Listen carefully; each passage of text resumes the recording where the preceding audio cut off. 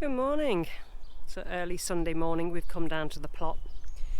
I think it's going to be the only day in the next week and a half where it's not going to rain. We're going to try and get our potatoes in.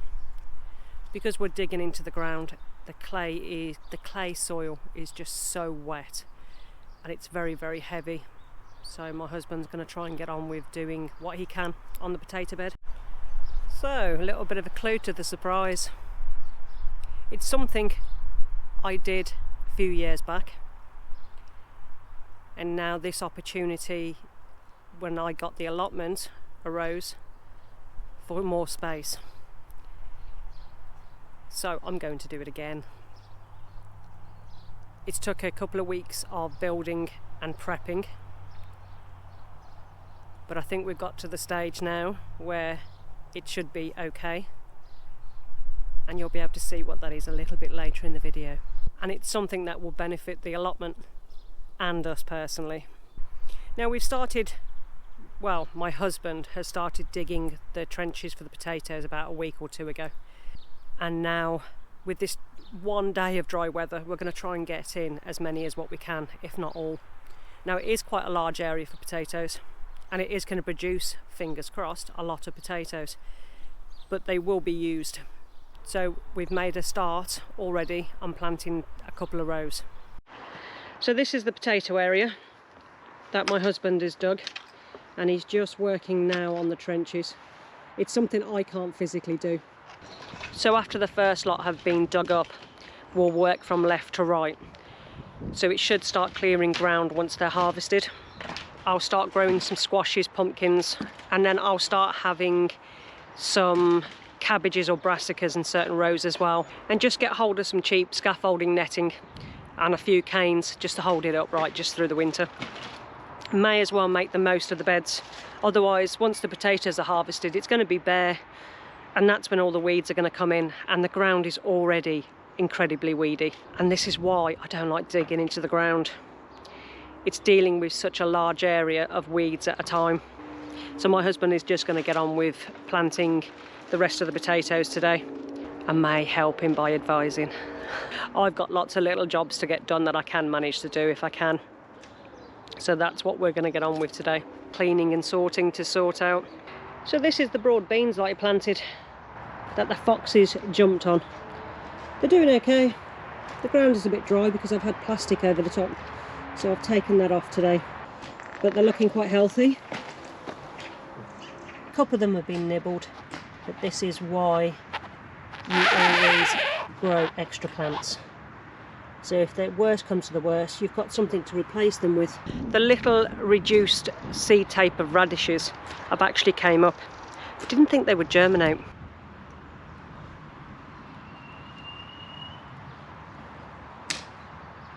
They seem to be doing okay there. I need to start actually prepping some of these beds now.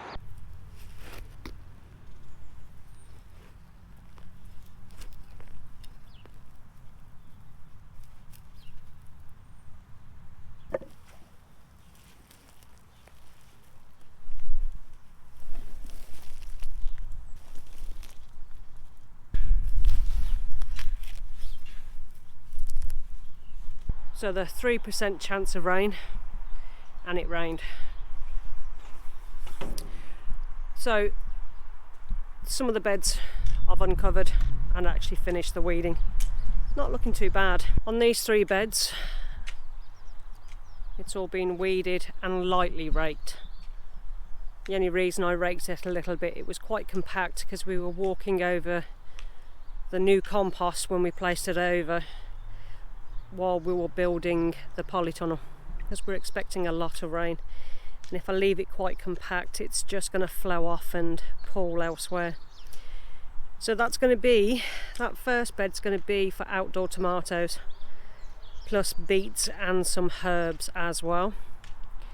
And then we've got the other bed that's done, and off the top of my head can't remember. And then the other third bed, again can't remember, I'm sure it will change. Rhubarb's looking good. The beans that I put in is good, and the rest of the bed is also ready. And the pea bed, this is where the early peas will be going. Well, some of them anyway. And we use the chicken wire to just literally help them grow up. So on the insides will be the peas, and on the outside it will be something else, probably kohlrabies. And then we have weeded the old compost bay, and we'll be putting kale in here. I need to sow my kale. I still haven't done that. That's going to be done over the next day or two. The key is to having enough plugs to go in at the right times. And my husband Jamie is cracked on. I think he's a bit exhausted, but it's looking really good.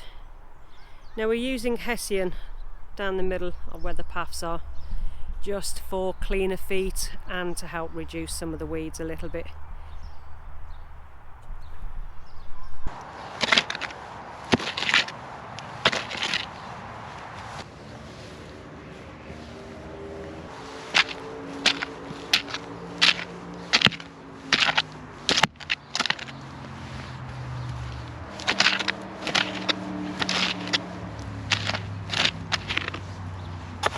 Husband's finished burying the last lot, and now we have an awfully large potato bed. So we actually mound up at the beginning and only add extra soil if needed. Now we're putting Hessian down the middle just so it's easier to walk, less mud on our feet, because clay is so sticky when it's wet.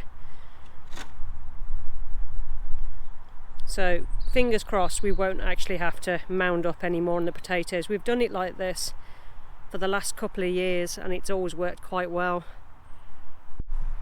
So that's up pretty much most of our potatoes in.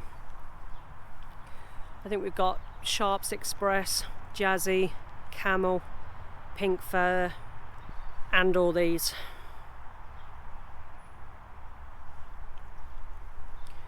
Hopefully they'll grow absolutely fine.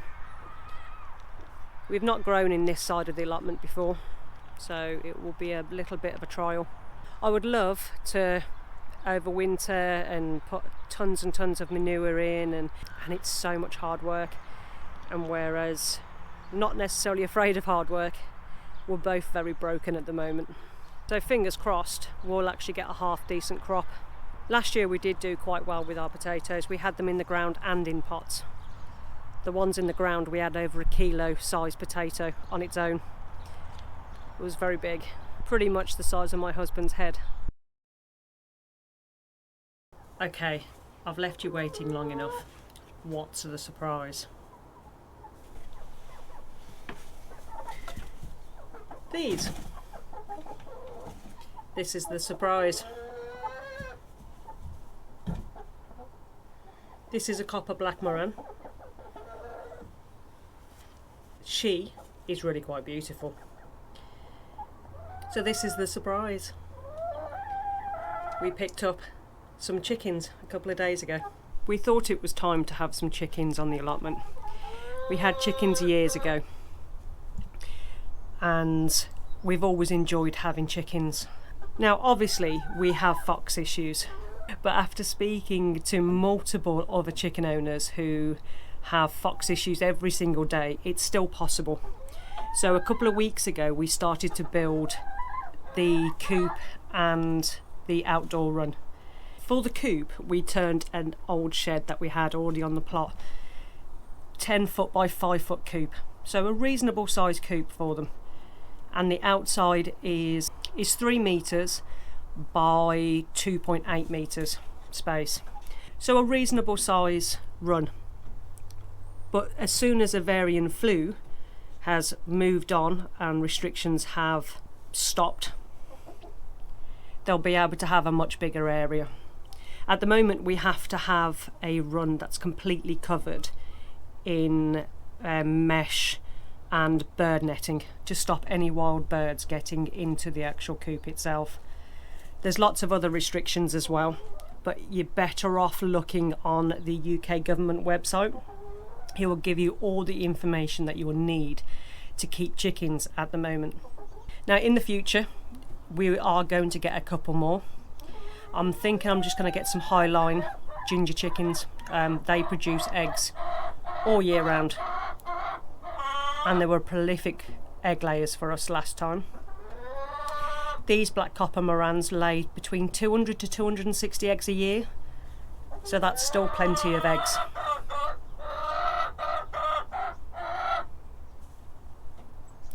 I think she's a bit annoyed with me. So another great benefit to chickens on the allotment, not just the eggs, is the compost. Now obviously chickens poop a lot. This poop is great for the compost heap or for your beds. So my intention is to try and do a deep litter method, so where the coop will get completely emptied twice a year, sometimes 3. Any poop on the floor just gets covered with wood shavings and it gets built up. Because of the carbon and nitrogen ratios, it starts turning to compost quite quickly. Not quite the same compost as you would get if you were making compost, say, in your compost bin, but it still degrades down. Now we'll probably add this to our compost bins anyway, so this will give us a great addition to our compost bins. While at the moment, with how expensive compost is, this will be a fantastic benefit for us, because compost is something that we buy in each year if we haven't got enough, and it is extremely expensive.